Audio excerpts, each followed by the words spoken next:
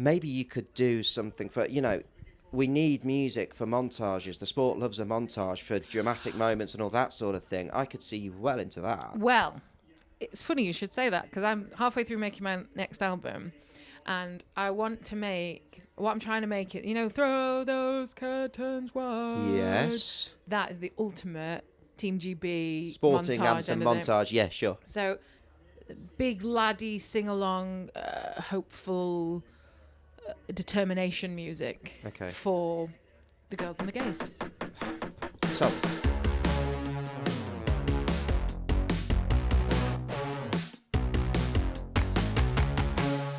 hello and welcome to The Fast and the Curious. My name is Christian Hewgill, and for those watching on YouTube, you'll notice I'm on a Ferris wheel. Not just any old Ferris wheel. Welcome to the British Grand Prix. We couldn't think of a better way to start our first episode from Silverstone other than being hundreds of feet in the air, well, towering above Silverstone. And there is method in our madness as well, because over to my right, when we get a bit higher, we'll be able to see the Aston Martin factory. Aston Martin are based just over the road, and with me is Jessica Hawkins, part of Aston Martin. Jess, it is delightful to have you here.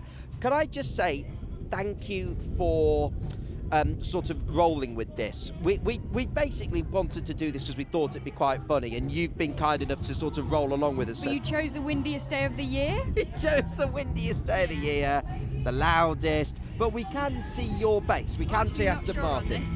I don't normally mind heights, but this is really high. It is high. Well, I was going to say, do you mind heights? Are you okay with them? I thought I was okay until I was up here. Until you're up here? Yeah, I thought I was okay, and well, it's high, isn't it? If you at any point not, let me know. I don't know what I'll be able to do about it, but we might not be able much, to I don't wrap. think. So, Jess, we can see Aston Martin. First and foremost, for anyone who's not aware, let us know what you do as part of Aston Martin. Excuse me, this is out of my comfort zone right now. Isn't it just? Isn't it just? This is my 4th year with the team. I've started in very much a media role, but it very quickly grew into driving the simulator, driving hot laps, more driving roles, I guess. More recently drove the Formula 1 car back in September and earlier on in this year, and also now head of racing for our F1 Academy program. So started in one role, but it's developed hugely and keeps growing, which is fabulous for me. It is brilliant, and we love having you as part of Formula 1. And we can see cars on the track now behind us. Before we carry on, have you acclimatised yet? Are you okay with this? Feeling a little more comfortable now. It does rock a bit towards the top, doesn't it? Yeah. Nobody move, and we'll be okay. We've got producer Jimmy and producer Casey with us on the, in the capsule. Don't move, guys. Let's talk a little bit about Aston Martin, based right over there. It's a huge campus. The team's got huge ambition, hasn't it? I think it shows huge intent from the team. We're a bunch of very motivated and talented people back at the factory, and it's grown hugely over the last few years. And what's open now is only 1/3 of the factory. We have phase 2 and phase 3 nearly ready, not quite. I think one's going to be finished at the end of August, I'm hearing, and the wind tunnel is going to take a little longer. But yeah, it's amazing, and we're moving again. It's amazing, and we're moving again. I think we were more comfortable because we'd stopped, hadn't we? Now we're moving again, as you say. Jess, another thing to mention as well is the British Grand Prix. Now, Betty, our other co-presenter on the podcast, is in Australia. Greg will be here tomorrow. For now, it's just me and you, but we've also got a very cool interview coming up a little bit later on in the show with Self Esteem, who's going to be on the main stage at some point over the weekend, which we can see over to our left. And that main stage, Jess, it's absolutely massive, and part of this huge campus we can see stretching out in front of us. It's such an event, Silverstone, isn't it? Do you know what? It's buzzing, and it's only Thursday. Nothing's out on circuit today. There's no racing. I've been out on circuit doing hot laps, but there's no racing until tomorrow, or qualifying, or anything really major on circuit until tomorrow. So, and it's buzzing. It's so busy. Obviously not as busy as what it's going to be over the weekend, but I love Silverstone so much, and the British fans they love it, don't they? And keep giving, and they really make this place special. Are we going round again? We're going round again. Okay. Are you okay with going round again? Let's go again. Let's go again. We'll see if we're more comfortable in round 2. Well, now we have started lap 2, Jess. Actually, I was going to ask you a little bit earlier whether you're okay with heights, but we've we've covered that off now.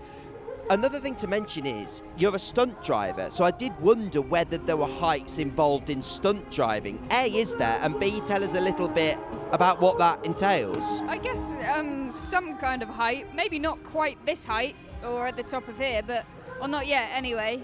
But yeah, no, this is higher than what any jump that I've jumped. What does it involve being a stunt driver? It's a cool job written on paper. I sort of realised, despite being a motorsport journalist, I didn't really know what the job entails, what you do. To give us a day in the life of a stunt driver, it must be fascinating. Is it fascinating? Well, yeah. Well, firstly, it's amazing. I love it, and it's a skill that I never knew that I had or could develop, and I didn't even know it existed. But I guess a normal day, each job is very different, so it depends. But a movie, I guess, would normally be you go into hair and makeup, you're made to look like somebody else. You often have black dots on your face, which is for the face replacement. So they'll change your face for the actress, and there can be, you have to be ready. It's often high pressure, a little bit like the racing, but I guess the competitiveness is different. There is no competitiveness. Everybody's working together to achieve the best stunt or what looks best on camera or a different angle. Everybody's working together, whereas the racing, obviously, you're competing against everybody else that you're driving with, and so same set of skills, I guess, just used in a different way. What's the coolest job, racing driver or stunt driver? Oh, that's a horrible question. Sorry. I guess I don't know. That sounds like you enjoy both by the sounds of it, if one's not jumping out at you. I do. I love them both. I grew up racing. My heart is with racing, I guess. But the stunt driving is something, as I said, I didn't even know I could do. I didn't even know it existed. So it's a string to my bow that I love, and they're very good for different purposes. The drifting, I guess, is a completely different, again, so I have a drift car, and I'll very, very, very occasionally take it out to some drift days or events or somewhere where I can drive it. And that's just about letting my hair down. That's just about doing some crazy stuff with no limits. No one's going to tell me off because it's all in a controlled environment. That's what people are doing there. And it's just let your hair down and go and have fun. So all very different things. You mentioned racing there. We're constantly introducing new people to the world of motorsport on this podcast, with the world of Formula One and beyond. For those people newer to it, tell us what your racing career has recently entailed, what you're racing, how things are going there. So I've spent, especially the last few seasons, it's very windy, isn't it? Really? It's very windy. Where did that come from? Who knew that the weather could be unpredictable in the UK? The wind rudely interrupted as you talking about your racing, Jess. Yes, I'm racing in British GT this year in a Aston Martin GT3 Evo. My first year in GT3 racing, so it's been an adjustment, I guess you could call it, from single seaters into front wheel drives. I've also now got a teammate that I share the car with, so that's adjusting. And the car reacts obviously very differently. A GT3 is a lot heavier than what a single seater would be, so it's been a learning year for me. We've had some great results. Had my first podium a couple of weeks ago. We're sadly not doing the next race, which will be at Snetterton, but we're doing the last 2 rounds, which is Brands and Donington. That's awesome. Congratulations on the podium. And off track, you also head up Aston Martin's F1 Academy program, looking after their drivers as well. Talk to us about that role. That must be a very different thing for you as a racing driver to sort of be overseeing a project. Yeah, but it's something that I'm very passionate about, our young driver Tina, she's very talented, she's very wise, has a very wise head on young shoulders, and she has a fantastic career ahead of her, and if she can draw off of my experience and my ups, my downs, my rights, my wrongs, because the journey is different. It's different to the conventional male route, I think. There are faces, or there are things that she will face that others perhaps won't, and equally she won't have to face some. The journey's just a little bit different, and I really want to help her on her journey. Well, it's been interesting. We had Jamie Chadwick on the podcast the other week. He's doing a really similar thing with Williams and looking after Leah Block, so it's really nice that there are people like yourself who've got sort of a longer career to be able to help them. Of course, yeah, and you know what, if I look back however many years' time, and I've helped break down barriers, help bang on doors to help the younger generation succeed further in their career, then I'll be very very proud. Final question: do you want to get off? Yes, please. Yeah, I thought you might. We really appreciate you coming on, especially doing this mad thing. I've enjoyed it. I hope it's not been too unenjoyable for you. Thank you very much for having me. Next time, can you choose a less windy day? And on the ground? I don't mind this, actually. Okay, I've we got adjusted. used to I've this. adjusted, yeah. Just last one. Okay, deal. Jess, thanks so much for coming on. Speak to you again.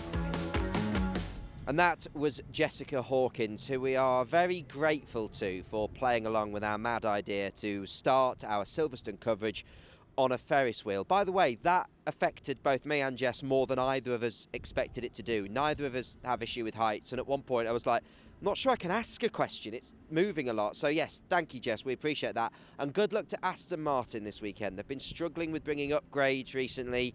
We are hoping, certainly for Fernando and Lance's sake, that they manage to have a better weekend here at Silverstone. And Fernando's always been popular with the British crowd, so fingers crossed. Right, let's move on to some Formula One news. And you'll have noticed if you're watching on YouTube, we are no longer sort of by the fan zone, by the Ferris wheel. We've come to sort of a bit of a behind-the-scenes bit of Silverstone, because to my left is the Formula 2 paddock, and this has been the talk of the Formula 1 paddock today, because we have a graduation. As has been widely expected, Oliver Bearman, the man who super subbed for Ferrari earlier this year, is moving from that paddock to Formula 1. He will be at Haas next season, and it's fantastic to see, well, a British driver getting his chance in Formula 1, but also just new talent coming from F2 into F1. He really deserves this chance, and we are so excited to follow his progress, both in F2 this year and when he moves into F1 next year, here on the Fast and the Curious. Also, talk of Silverstone today as well, the weather. If you're expecting a little bit of pre-race prediction from me, the weather this weekend could play a part. It is blustery, the weather's changing a lot, we've got rain coming in and out. We could get some good old-fashioned Silverstone unpredictable weather. Right, so that's the Formula 1 news. Enough of that here on this Formula 1 podcast. One of the things I love the most about modern-day Formula 1 is people get thrown into this world and don't fully know what it's about. And people like me, who are F1 journalists and presenters, get thrown in front of people we wouldn't normally talk to.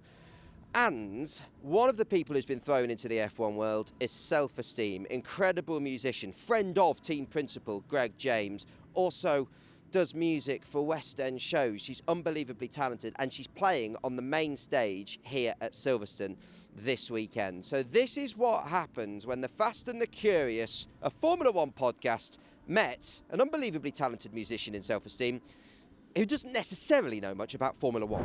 It is so exciting to have you here. Thank you for joining us. Thank you for having me. We are very backstage at Silverstone. We're behind the main stage in... Is this your dressing room? Is this a dressing room? I mean, it's a porter cabin, isn't it, fundamentally? But is this where you are based while you're here? Yes. I think it's a Self-Esteem production, of which there is no one employed. So you're free to stay here. Thank you. If you want. We're very happy to be here.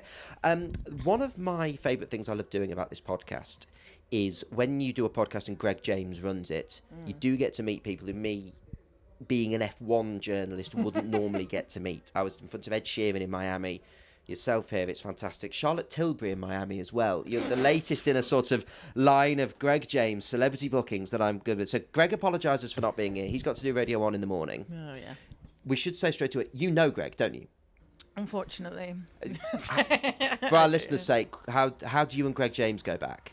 We were both on Taskmaster together. I think that's where it began. The friendship really cemented.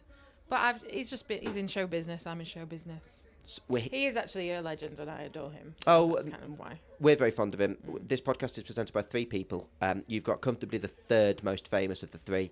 There's Greg James. There's Betty Glover, who's a sports presenter who's in Australia doing sport, and me. But you're the best looking. Well, thank you very much. That's So, a compliment there we I'll go. take all day long. Thank you. That jacket is so nice.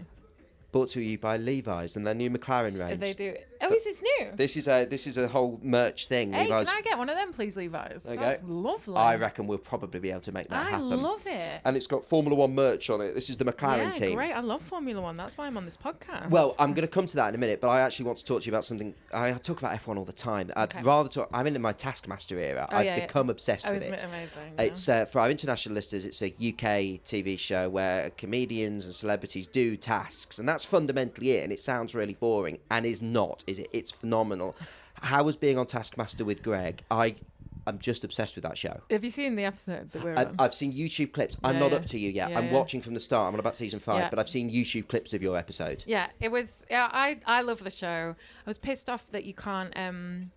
I want to do a full series. Yes. But they were like, you should. It's for comedians, and I'm like. So then I had an idea where I was going to make a film of me becoming a comedian briefly. Brilliant. In order to go on Taskmaster full time, but I'm too busy. Also, to do things like that. Well, you're funny, and they've had Richard Osman on, and he's not a comedian, so come on, you could have... I even played a gig and put... My backdrop said, full season of Taskmaster when? ? And even that didn't work. Right, well, I will continue to bang the drum for getting you on a full season of Well, I'm Taskmaster. too busy now anyway, they've lost it. Well, they had the chance.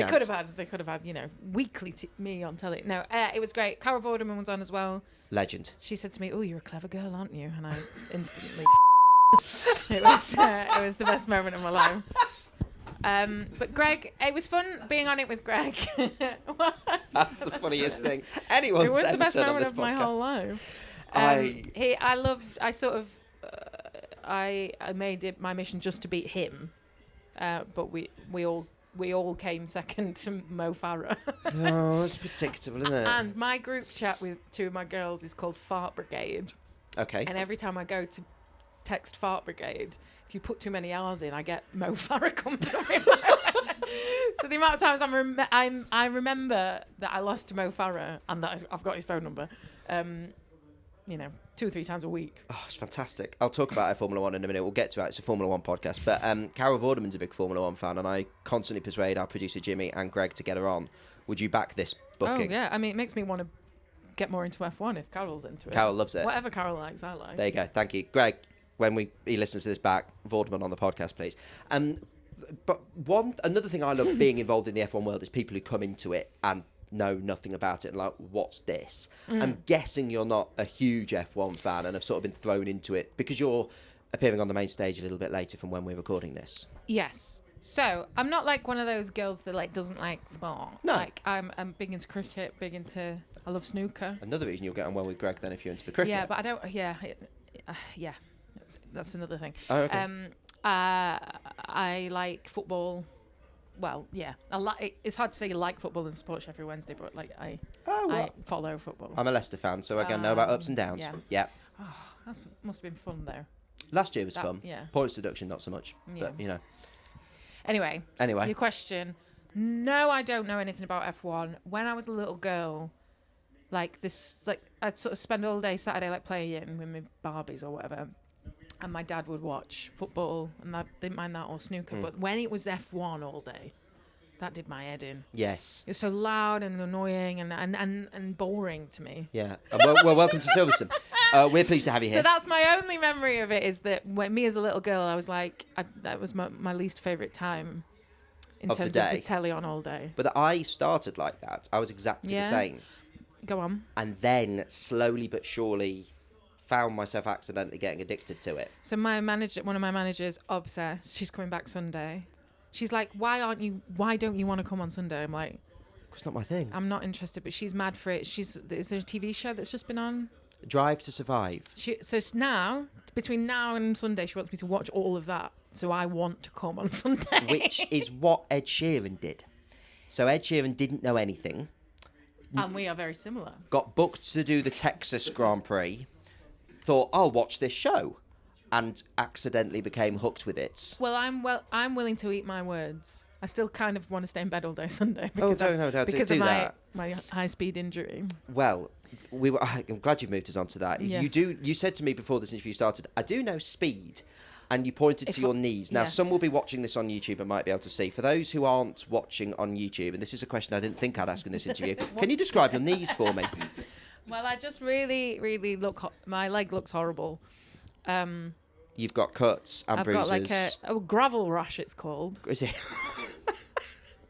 I didn't know that. Yeah. And I'm in loads of pain. And it's still bruising. This is all going to be a bruise, I think. It looks painful. It looks really painful, doesn't it? And I'm only playing 2 gigs this summer. And because I'm in between albums and I think of things in like, it's really binary, kind of like Prioritize Pleasure as my last tour. Yes. These are coming, my next tour has a name.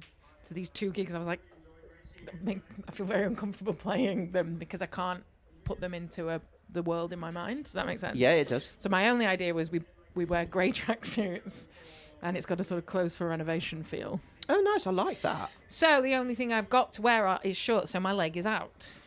And we should say as well, again, for those not watching on YouTube, this is not small cuts and bruises. A good percentage of your legs are covered in cuts and bruises. I'm getting gasps in the street. It's actually quite nice. It's like when like a hot boy's got a dog, you know, to meet people. Oh, okay. I've had more conversations with people about my leg than I've ever had. Can I ask what happened? I was on a Lime bike. Oh no, I'm really in my line bike era. We had Logan Sargent, one of the drivers on the podcast, on the other day, and we were talking about it. So I'm obsessed. Me too. That is my happy place. Statistically, it was time for me to come off it though, because I go on them like 3-4 times a day now. Oh, this makes me nervous because I'm using them a lot. You're going down, baby. You're going down. Oh God! It's only a matter of time. Did a car take you out? I was just going really, really fast, and then I skidded into nothing. Oh, bless you. It was really embarrassing. I kind of deserved it. I do remember in my head going fast is so fun. It is fun, especially when they push you up the hill a bit. It's great, isn't it? The electric, I love them. I miss them. I'm gonna get back on. Well, I was about to say, when the F1 drivers have a big shunt, the first thing they say to them is, get back on the horse. This is exactly why I should come on this podcast, because I know what it's like to be an F1 driver now. You really do. You really do. I do. Also, my high school, a superbike world champion went to my high school. That's my only other thing. My dad loves the superbikes. He'd know who that person is. James Toseland. James Toseland. Yes. One of the biggest. That's my only other thing I could think to say.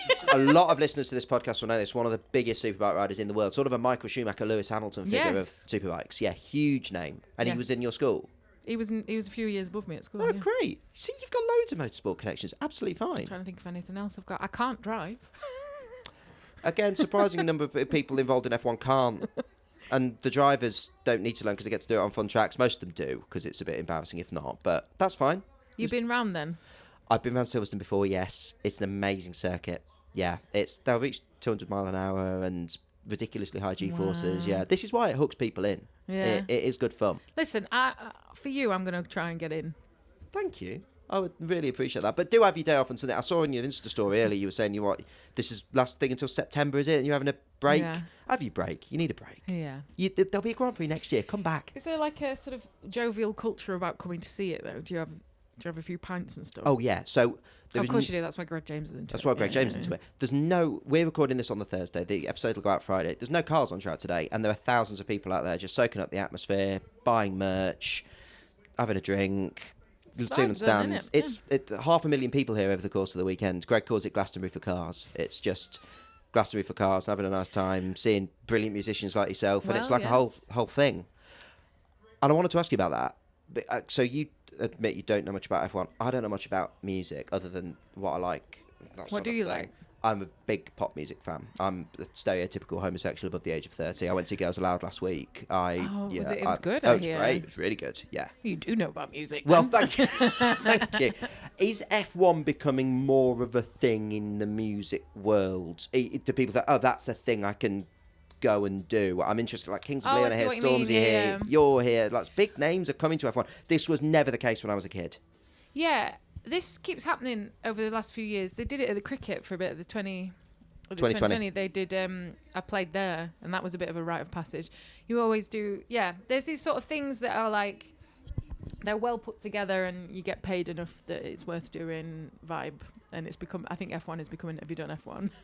Oh, I played with Young Fathers the other day, and they were like, "We did F1, but in like maybe Dubai or something." Abu Dhabi, it'll be, yeah. And they were like, it's the weirdest day of our life, but they loved it. Which is lovely for me, because when I was a kid at school, nobody else liked it, and now it's a thing, and I get to welcome people like you into it, and I love it. It's the best thing ever. Well, you've really talked me into caring about being here more than I was doing. I'm glad about that. Well, and I also wanted to mention you do scores for musicals and things. Obviously, love a musical. Maybe you could do something for, we need music for montages. The sport loves a montage for dramatic moments and all that sort of thing. I could see you well into that. Well, it's funny you should say that, because I'm halfway through making my next album, and I want to make, what I'm trying to make it, throw those curtains wide. Yes. That is the ultimate Team GB sporting montage. Anthem montage, yeah, sure. So that, I see it as a genre, and I'm trying to make, there's loads of songs on my new album that is walking up the escalator, feeling good, Team GB for the win, opening ceremony. Is it too early to plug the album? When's the album out? I don't know yet. Don't know yet. It'll be early next year, but it's funny you just mentioned that, because that's literally the genre I'm moving into. Well, that makes me really excited for your next album. I'm trying to do big laddie sing-along, hopeful, determination music for the girls and the gays. Sold. I know. I think you're going to love it. Oh, I've no doubt I'm going to love it. I'm excited to come and see your new tour. And if you do want to come on and see if any of the songs fit the F1 world when you plug in the album, please come back on. You've got an open invitation. Okay. I'll be well into it by then. You're going to binge watch it. I'll be doing a rival podcast about it. Fast and the Curious is so... Do you like it? It's just got real sexual innuendo for me. Oh, doesn't it just? Yeah, again, it's a Greg James podcast, so yeah, doesn't it? The drivers are fast, we're curious. Yeah. I say I'm not curious anymore. That was an era, but the drivers are fast and we're curious. So yeah, I like it. Yeah, it's a good thing.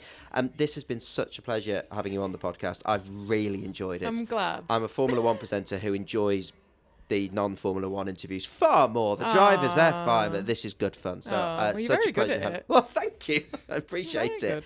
good. We'd love to have you back on when you do your new album, because that sounds a lot of fun. Yes.